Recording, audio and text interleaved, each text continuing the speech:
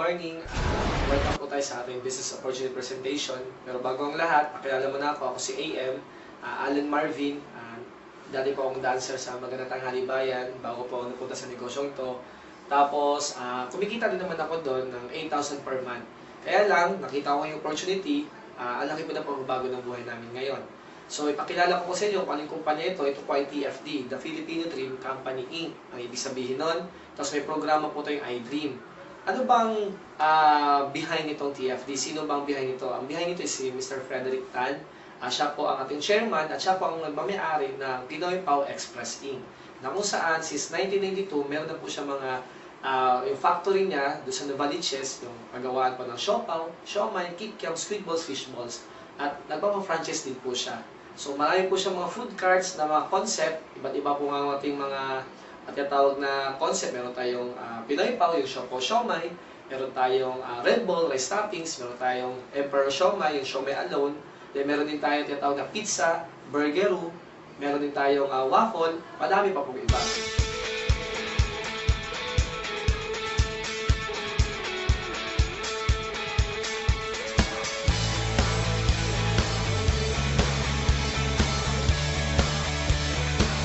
So, ito po yung ating kumpanya, na TFD, Company Inc. ay may program na tinatawag na iDream. So, ginawa to para yung tao hindi kaya pong magnegosyo ng food cart, pwede mo na siya mag-start dito. So, bakit ba kailangan magnegosyo ng isang tao? So, bakit ba? Kasi sa negosyo po, magagamit po ang tinatawag na leverage. Ano ba itong leverage? Sa leverage kasi, ito po yung sistema na kung saan hindi ka na kikita doon sa oras mo lang. No? Ang leverage ay pwede ka pong magparami ng oras mo sa pamamagitan ng ibang tao. So, yun po ang pinaka-importante maintindihan ng tao pag nagnegosyo siya. Kasi sa negosyo, for example, ito yung food cart. Meron po tayong mga food cart. Bakit po nagtayo ang ating kumpanya ng mga food cart na very affordable? Para maintindihan na ng tao na makapag-start agad siya magnegosyo, para magkaroon siya ng experience pag negosyo. Kasi dito niya makita yung leverage concept. Halimbawa, may food cart ka, meron kang tindera. Ang ating food cart pala ay meron lang nag-aalaga na ito ng 30,000 pesos.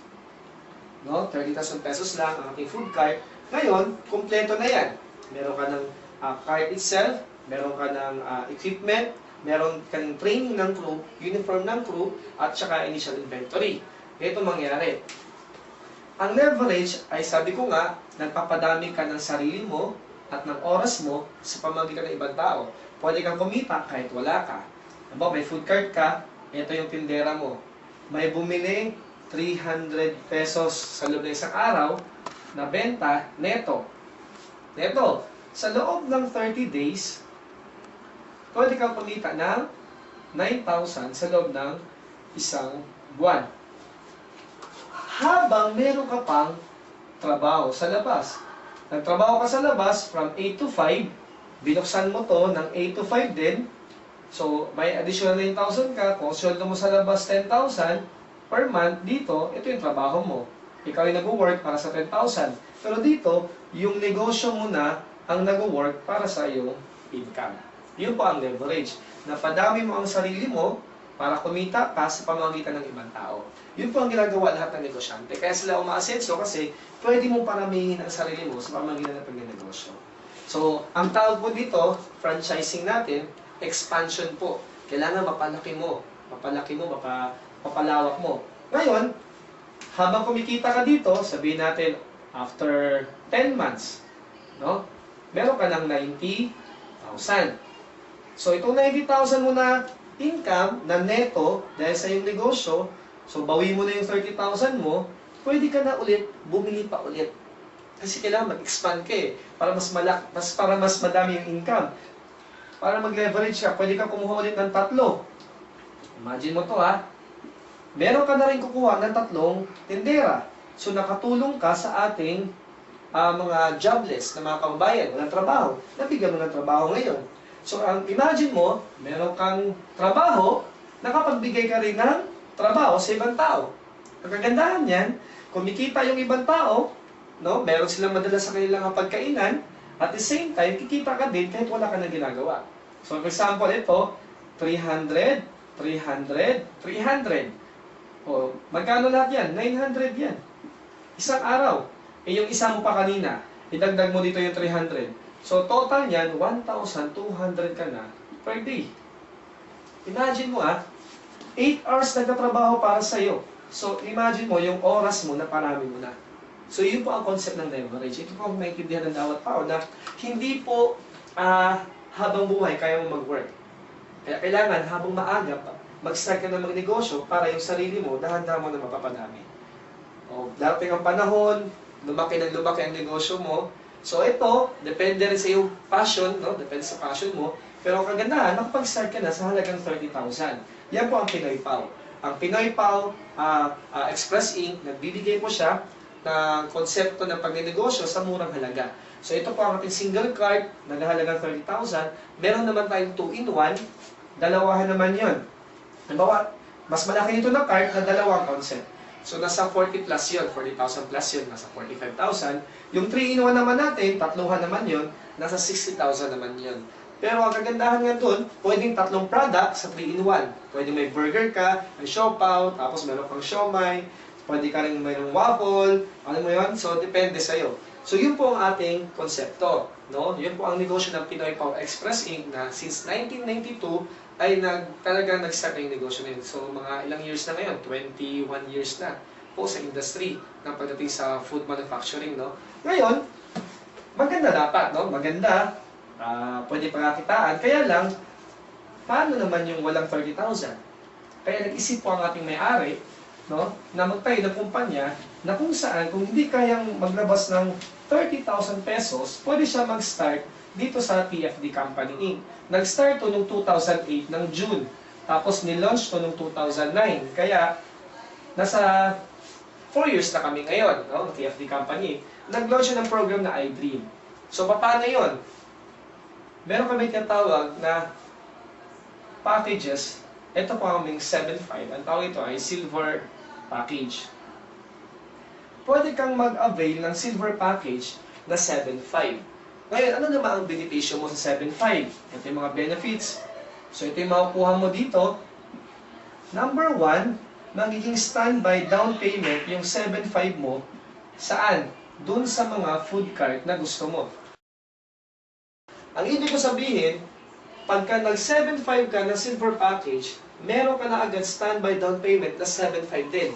Ibig sabihin, kung ang presyo 30,000 na card, pag bibilihin mo na siya later on, pag nagkapera ka na, 22,500 na lang ang babayaran mo. Bakit? Naka-standby down payment ka. Ngayon, number 2, magiging dealer ka ng Pinoy Pau Express Inc. na mga produkto. Ibig sabihin, lahat ng frozen products na Pinoy Pau Express Inc. pwede mo ibenta. At dealer's price. So, meron kang dealer's price. So, for example, meron kaming siomay. Yung each siomay natin, 100 pesos. Ang kuha mo, 40 pieces yon. Ang SRP nun is 160. Pag nakabenta ka ng isa, meron kang 60 pesos. Pag nakabenta ka ng 10, meron kang 600 pesos. So, ilagay mo sa bahay mo, we sell frozen products, siomay, kung ano-ano pang product, pwede mo ibenta. So, yun po, automatic maging dealer ka. Wala ka pang food cart, pero pwede ka na magnegosyo sa bahay mo. Home-based na yung business mo ngayon. So, pwede mo ipabantayan sa katulong nyo, or sa kapatid mo, kung sino man, na nasa bahay lang. Then, number 3, ang kagandahan, meron pa kami mga products. So, ang product namin, nasa health and wellness din tayo, at saka beauty. So, bakit health and beauty? Kasi wellness industry is the next $1 trillion industry. So, ito po ang pinakamalakas na negosyo sa panahon ngayon na produkto about sa health at sa beauty. Kung mapapansin mo, nakita mo na sa mga billboard, lahat ng pampabata, pampaganda, pampakinis, pampaputi, pampahealthy, pampasexy, lahat po yan sa health and beauty. So, yun po ang mga produkto natin. Meron po tayong tinatawag na Super M, yung Super Moringa. Meron din tayong BioPH, yung Alkaline. Meron tayong Saisei na products na skincare. Lahat yun, pampabata, pag ininom mo, capsule yun na babata ang itsura mo, tapos mabanat yung mga skin, tapos pampaputi, may mga sabon, madami pang iba. Magkakaroon ka po dyan ng up to 50% discount sa mga produkto. So, hindi lahat po ng product 50%, up to 50%. So, ang pinakamababa natin, 30% discount. No? So, may product ng 30%, may product ng 40%, may product ng 50%. So, depende po sa produktong bibilhin mo. Pero ang pinakamaganda, 30 to 50% ang discount mo. Then, number 4, ito maganda. Sa 7.5 mo, then may produkto tayong maganda, no? Pangkalusugan, sabi nga nila sa commercial, ang isa gustong yumaman, ang isa gustong importante naman kalusugan. So, ang maganda dito sa atin, yayaman sa kalusugan. Kasi kagandahan sa atin, yung negosyo natin, pwede ka nang yumaman, malusog ka pa. Bakit? Ang negosyo mo at ang produkto mo na binibenta ay pang health at saka beauty. Yung kagandahan dito, magkakaroon ka ng 70% to 100% worth of products. Meron tayong mga product package na pagka kinuha mo, 100% dun sa binayaran mo at 70% depende sa package na kukunin mo. So pagkabayad mo ng 7.5, may 7.5 din na product na babalik. No? Or kung gusto mo yung iba, 70% depende. Pero ang pagkagandahan yan, 70 to 100% balik agad sa'yo. So ikaw na mamili. Mas maganda, piliin mo na yung 100% para automatic, nagbayad ka, balik din sa'yo 7.5. At ang kagandahan, discount pa rin yung 7.5 mo sa food cart pagka kumuha ka na. Kasi may nagtanong sa akin noon na pag kinuha ko ba yung 100% worth of products, hindi ko naman magagamit yung 7.5 ko para maging discount? No. Ibig sabihin, kahit magamitin mo yung 7.5 mo sa discount, makukuha mo pa rin yung product. Kunin mo yung product, magagamit mo pa rin sa discount yung 7.5 mo. So, nasa 200% number 5, meron tayong training. So, ang kagandahan dito, hindi ko rin linyang negosyo kasi nga ang alam ko na ay magsasayaw. No? Yun kasi ang profession ko. Pero dahil sa training, kumita po ako ng maganda. Kasi lahat ng bagay na alam natin ngayon ay natutunan na natin dati yan. So, ibig sabihin, itong negosyong to, hindi natin alam sa ngayon, pero dahil sa training, matutunan din natin.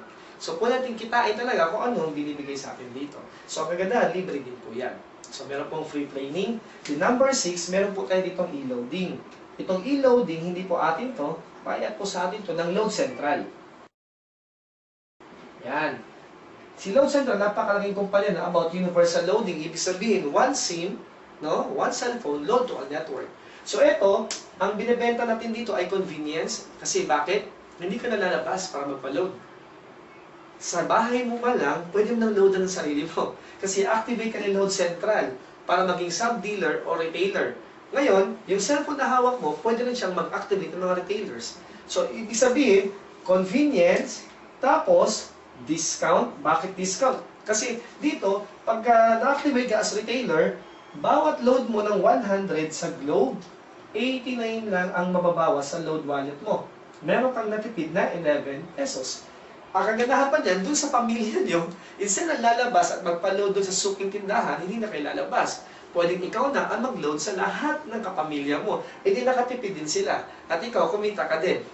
So, pwede ka maging sub-dealer at mag-activate ng lahat ng unlimited retailers. Din sa lahat ng kanilang benta, meron ka pang rebates doon. Meron kang 1% to 3% rebates. Then at the same time, ikaw ang retailer, meron kang 9% to 13% profit. So, yun ang kagandahan. So, convenience at saka discount ang kagandahan. Ito, tapos, number 7, meron tinatawag na iDream program. Ano yung iDream program? Ang iDream program, lahat po ng anong meron po ngayon, dahil po sa iDream program. Sa iDream program, meron po kami nitong 50,000 to 100,000 monthly cash bonus. So, meron ka lang, pag na-hit mo yung requirement, aside pa sa income mo, bonus pa yung 50,000 to 100,000.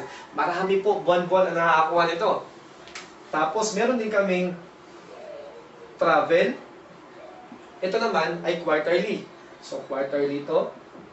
So, pwede kang magkaroon ng travel, all expense paid. Ako, 5 beses na ako nakapunta sa ibang bansa. 3 beses sa Hong Kong, isa sa Singapore, isa sa Bangkok, na libre po ng kumpanya.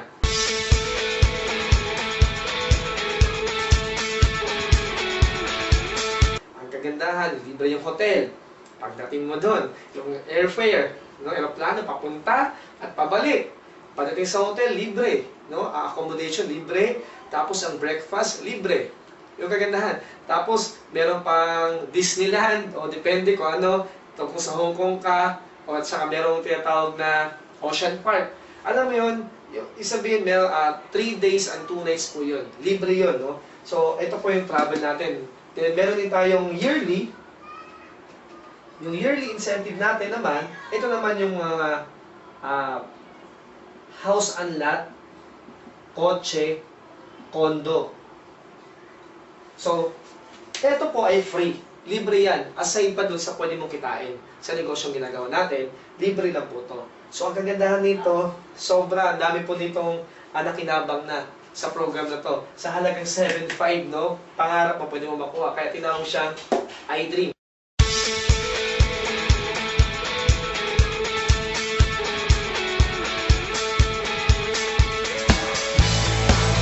And lastly, number 8, magkakaroon ka ng 24/7 business portal.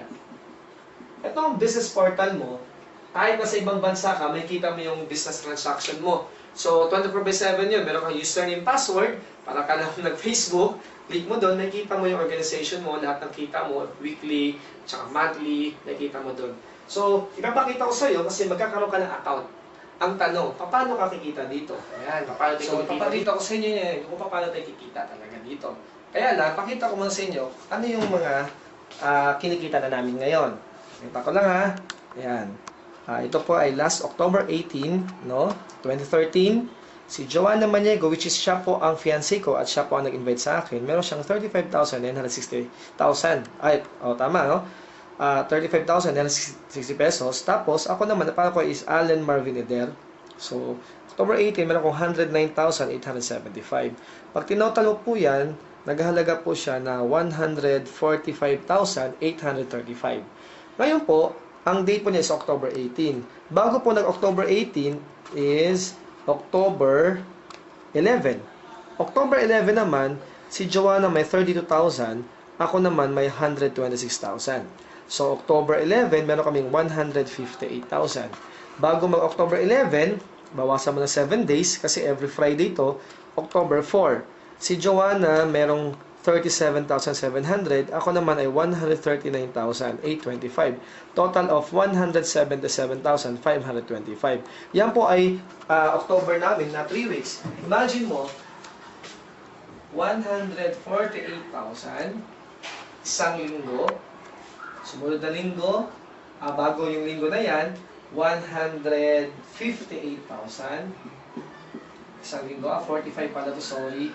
Tapos, sumunod na linggo is 177,000 isang linggo. So, ito po, linggo-linggo na nangyayari. Sa loob ng, pag tinotol mo yan, nasa 480,000 yan. Sa 3 weeks, no? 3 weeks. Last Friday, di ko lang na-picturean dito, ay nasa 120,000 po yun, last Friday. So, sa loob ng isang buwan, tumatong po kami ng 600,000 isang buwan. Ang tanong, paano nangyayari yan? Paano kinikita yung ganyang income dito sa TFD? Okay. iDream.